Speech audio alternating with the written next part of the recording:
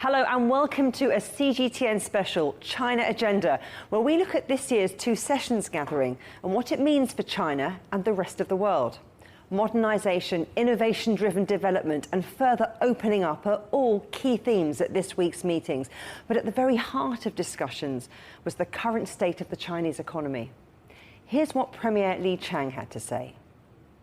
The main targets for development this year are projected as follows. GDP growth of around 5%, surveyed urban unemployment rate of around 5.5%, over 12 million new urban jobs, CPI increase of around 2%. In setting the growth rate at around 5%, we have taken into account the need to stabilize employment, prevent risks, and improve the people's well-being, as well as the potential for growth and the conditions supporting growth. A target of around 5% is well aligned with our mid- and long development goals and underscores our resolve to meet difficulties head-on and strive hard to deliver. Here with me now to look in more detail at what's emerged from the two sessions about the Chinese economy are Pascal Lamy, former Director General of the World Trade Organization, and Bert Hofman, Professor at the East Asian Institute of the National University of Singapore and former China Director for the World Bank. Bert, let me start with you and those plans to revitalise the economy and how China's going to hit that figure of around 5% growth. What's this all saying about the state of the Chinese economy?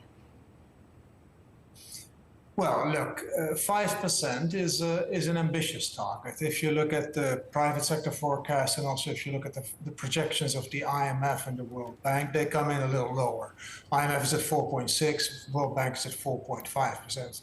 I think the target is deliberately ambitious, in part to frame the expectations of China's entrepreneurs and China's households. And there is an issue with confidence that has been around for a couple of years, and I think the government is trying to turn it around. But to back up the 5%, the government has also boosted some of its measures, particularly the fiscal deficit. It goes from the headline fiscal deficit, I should say, which goes from 3% of GDP to 4% of GDP. That's a clear signal that the government is in for helping growth get that 5%. And Pascal, we have seen that big stimulus push, including more money for the property market and for infrastructure. But now there seems to be this real keenness around improving conditions and opportunities for China's private sector, isn't there? Yes, I think that's a sort of normal medium long-term picture, although given the high exposure of the Chinese economy to the international economy, to international trade, and given the very high level of uncertainty, of instability, which the US new trade policy and measures are putting into the system, I would put a pinch of salt on the part of these 5%, which was based on a sort of normally growing 2 to 3% volume of international trade. I think we might have very bad surpluses in the times to come. You mentioned tariffs and trade. I do want to come on to all of that a little bit later on. But Bert, let's talk about all those, the raft of macro regulation that we've seen in this push for economic recovery and growth in 2024. I wonder how you see that developing in 2025 post the two sessions, because it's all going to be down to boosting consumption, isn't it? Name that first task of 2025. So look, consumption is a big factor, and the measures that were announced in beefing up the social safety net a little bit, the rural pensions a little bit, and some other measures, they will definitely help. I think most important, though, for confidence of the consumer is how the real estate sector is going to develop. And measures were taken last year. I think it's fair to say that the People's Bank has announced now further measures, basically more credit directed towards stabilizing the real estate sector, and that's important for household confidence. But there's another factor of demand, of domestic demand, if you want, that has been lacking in the past couple of years, and that's private sector investment. There I believe that, I mean, there's been lots of words, and there's this wonderful line, the Chinese line, the unwavering support for both the public and the private sector. But I think the real breakthrough has come with Xi Jinping's meeting on February 17th this year with private sector private sector representatives, particularly from the high tech. Now, he met again with the Jiangsu representatives on the side of the National People's Congress, and there it has become the spirit of the February 17th meeting. For a China watcher such as me, that is actually significant. So it has become part of, if you want, an ideological basis for policies. And that's important to make that real. Nevertheless, I mean, the government can do a lot more. I think the work program, the government work report includes a number of them. But there is still also this factor of sort of, well, how much room does the private sector have and how much competition does it get from the state sector? That has been an issue for a long time in China. Okay, so thank you, Bert. So that's really looking at domestically what China's doing. But Pascal, as you mentioned before, there are broader forces likely to influence policies this year. I wonder how you see competition with the US and the rest of the world changing matters. And you know, the economic press conference, it was clear that China doesn't want a trade war, but they're not going to back down. Well, I expect further turbulences in the international economy. The announcements, and then pausing, and then reimposing, and then pausing on Trump's tariffs are creating havoc in many production systems, mostly manufactured, but it's likely that at some stage services will be contaminated. So this makes it even more important to look at what Bert has said about the necessity to beef up the domestic market, the domestic consumption, through consumer de-saving, and this can happen with a bit more of a social safety net. There is a wide range open for improvements in the Chinese social safety net. But I think we will have a China this year which will have to rely more than expected on domestic consumption, private investment. There is enough room in the increase of the budget deficit for more public investment, and probably less in the international area. Well, but Pascal agreed in part with you. Do you agree with him? I mean, China says conditions for long-term growth remain unchanged, but does acknowledge that there are real and persistent economic challenges. What's your take? So look, the trade issue is one, and it's too early to tell where that is going. We've now had an announcement of 20 percentage point extra tariffs on Chinese exports to the United States. But you have to think that the United States is no longer as important for China as it was before. The United States exports to the United States constitutes about 2.5 percentage point of China's GDP. That's not trivial, but it's also not 20% or 25%. It's sometimes the impression that the United States has. So China will react, but frankly, they export a lot more to the United States than they import from the United States. So a tit-for-tat war, China will lose. So they would have to think in the longer term. Domestic demand is a very important factor. The other side is looking at new markets. And that's what China has been doing in Trump 1, where basically there's been a major reallocation of exports to emerging economies. The Belt and Road countries, all the countries that have signed a memorandum on the Belt and Road, they are now more important than the G7 and the EU put together in terms of China's exports. So China has been diversifying. In the last couple of years, there's also been a major shift in production to those countries, i.e. foreign investment, Chinese foreign investment to those countries has also been taken off in a major way.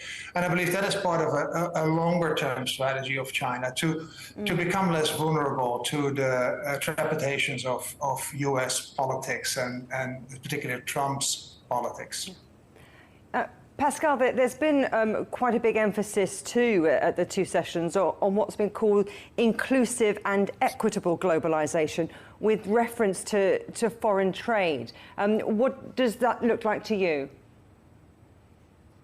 Well, I mean, no change. This is the sort of normal official rhetoric according to which China behaves as a responsible stakeholder of a rules-based international trading system, which is unfortunately damaged by others and never by China. Now, this, of course, is the rosy picture, while I do recognize, and I've always said, that, for instance, as compared to its World Trade Organization obligations and commitments, China has been doing reasonably well. The problem being that, as we all know, the rules of WTO don't cover a lot of what would be necessary to level the playing field when you trade with a country with China, whose state-owned sector and state-driven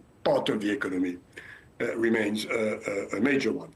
But I think it's good that China gives this signal at a time where, again, we probably need a bit of calm. Premier Lee's work report talked about expanding China's opening up to the rest of the world. So where do you see that happening? So, I mean, China has a clear ambition to join the CPTPP,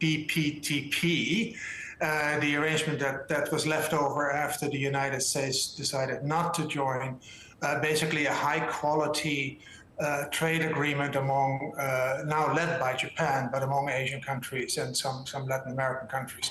That's the first ambition.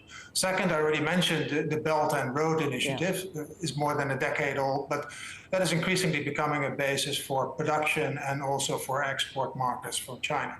Now, third, and that I think is interesting, because it's not just China that is being hit by tariffs, it's also Europe that is being hit by tariffs, and Canada, Mexico, everybody. And I believe that really from a geoeconomic point of view, I would say there is a renewed opportunity for China and Europe to cooperate. Yes, there's lots of political issues in the way, there's no question. But it's actually much more natural to say, well, let's have another look at this comprehensive agreement of investment, which was on the table 4 years ago. It got sidetracked because of human rights issues, other issues, real issues, but political issues. Maybe now that the economics is looking a bit worse for Europe as well as for China, this might be an opportunity again to work closer together on the trade and investment front. So lots of opportunities on the trade and investment front. But Pascal, we've also heard a lot about modernisation, especially when it comes to the vital importance of tech-driven development. How do you see that playing out? Well, first, I agree with Bert that there is a window of opportunity for EU and China to relook at their investment relationship. We have a very good case with the Chinese EVs, for instance. Mm-hmm. It's clear that China has got lead roughly 10 to 15 years, which corresponds to the one the Europeans had on the Chinese market 30 years ago. The clever reaction from Europe should be we welcome Chinese investments in Europe, provided they bring us technology transfer and jobs. Which is basically what happened the other way around 30 years ago with combustion engines. So yes, there are, thanks to the leadership which China has built in a number of tech areas, this opens opportunities for a continent like the European Union, who is, to be frank, lagging back behind in a lot of this tech development. They're not lagging back behind in science, they are lagging behind in making money with science, and that's not the case with the US and China. So I do agree that keeping pushing on this technological AI, quantum computing, nanotechnology, biotechnology, led part of the growth of 10 to 20 years from now. China is doing the right thing, and looking at 20 or 30 years back, the way the Chinese system has been planning investment and investing, again, the case of EVs shows that they know how to do that. Pascal Lamy, Bert Hofman, thank you both very much. Thanks for having me. Thanks, Pascal.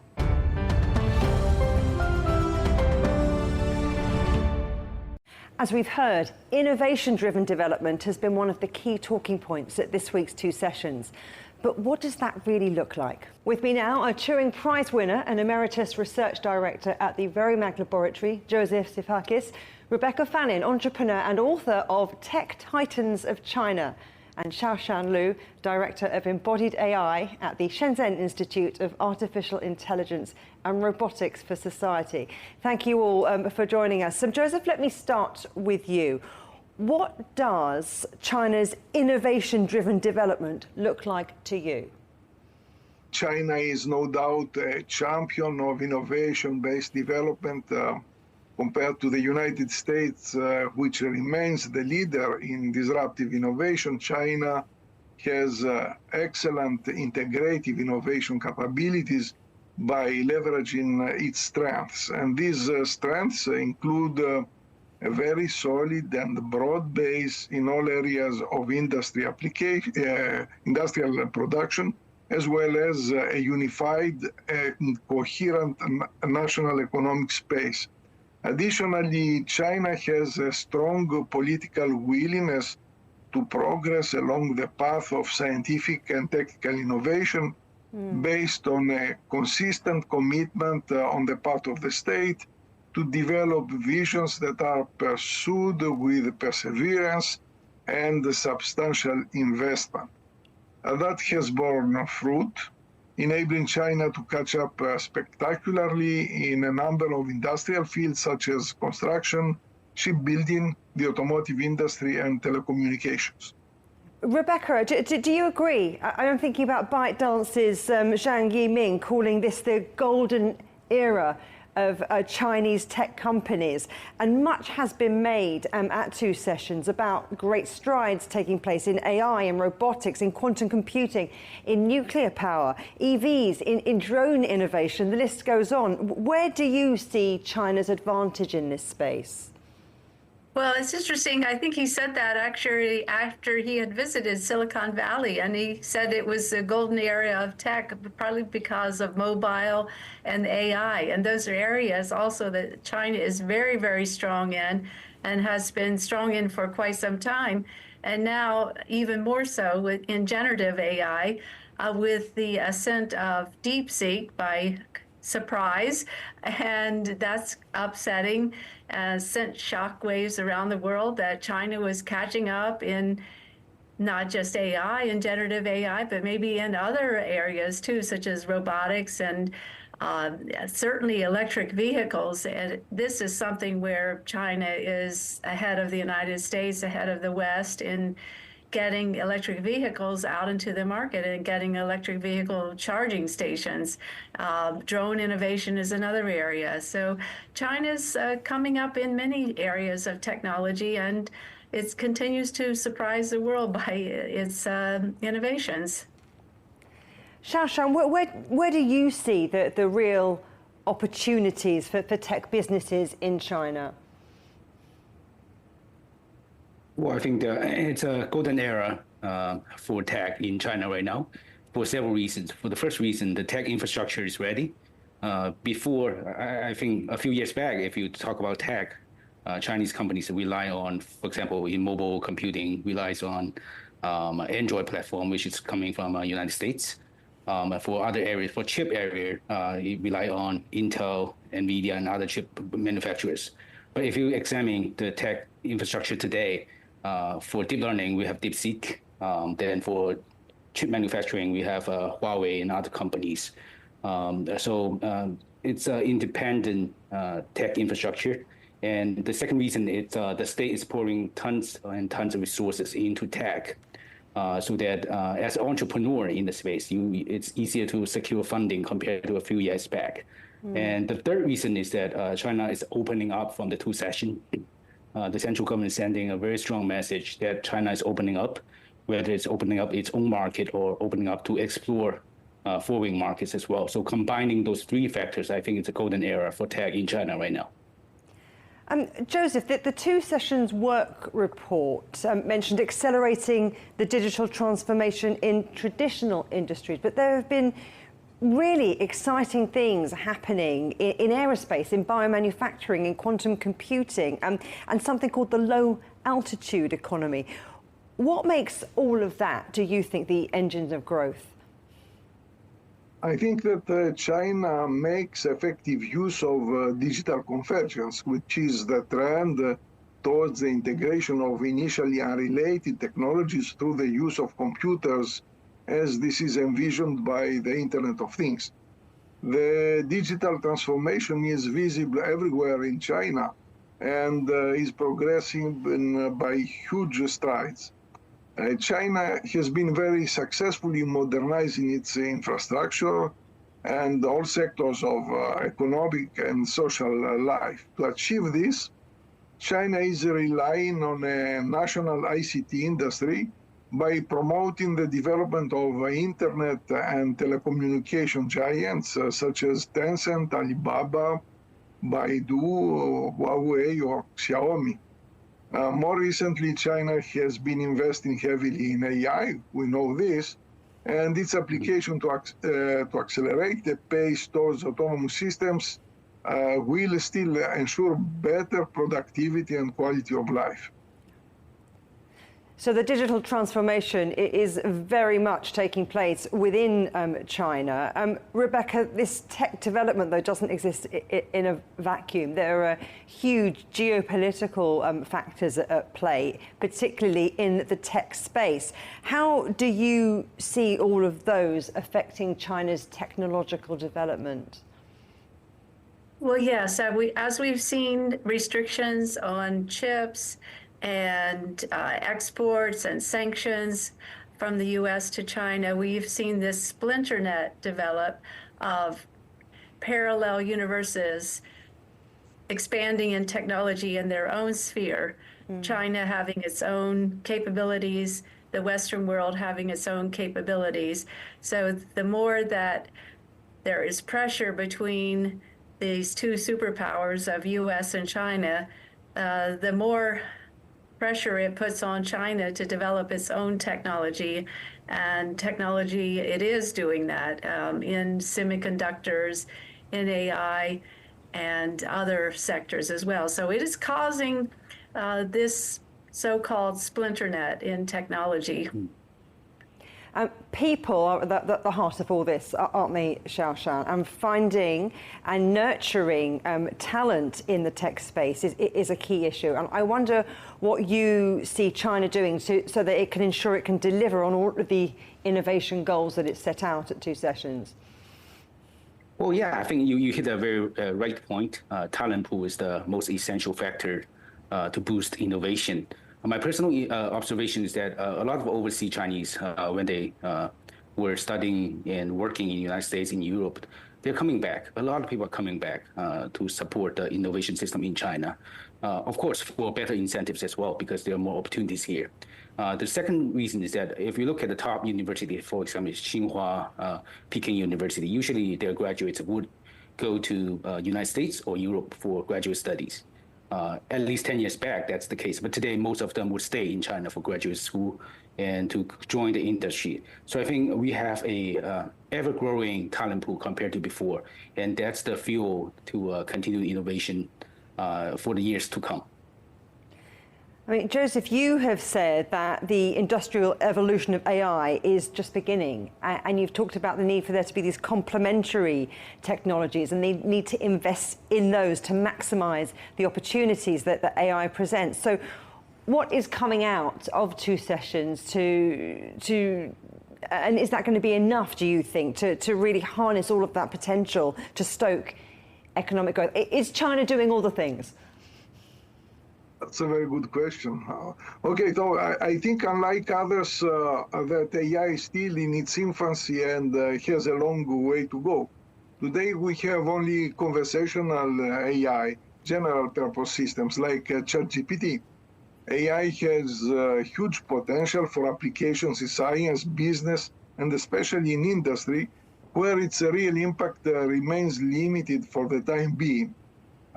Today, we are lacking AI technologies to build autonomous systems capable of replacing humans in complex organizations with applications such as smart grids, autonomous telecommunication networks, smart factories, and farms.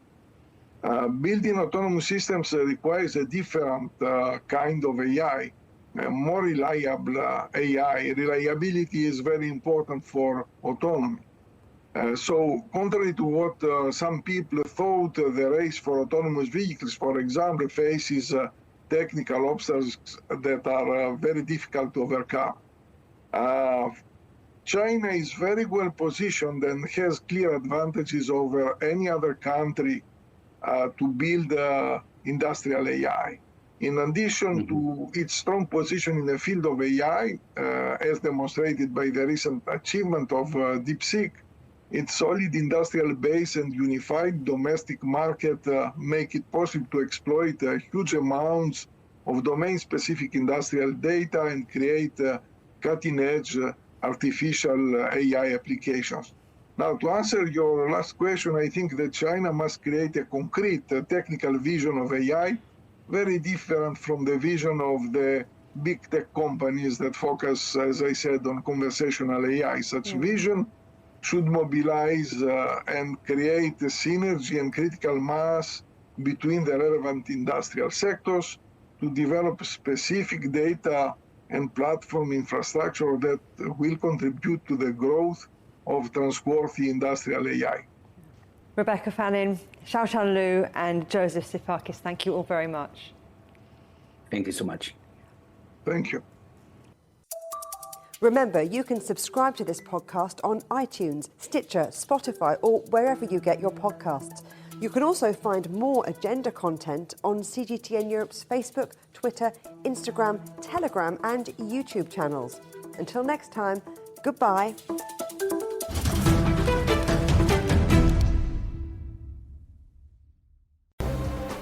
The most interesting questions. Are there other living beings beyond Earth? Will man or machine be in charge? Great question. Always have more than one answer. Well, hold on, let me just draw up a list. And always come from more than one person. That's where the credibility lies. The concept of having a machinery which is alive and evolving didn't wait for us. The end of inequality of incomes and wealth around the world, can you imagine how difficult that is at the moment to achieve?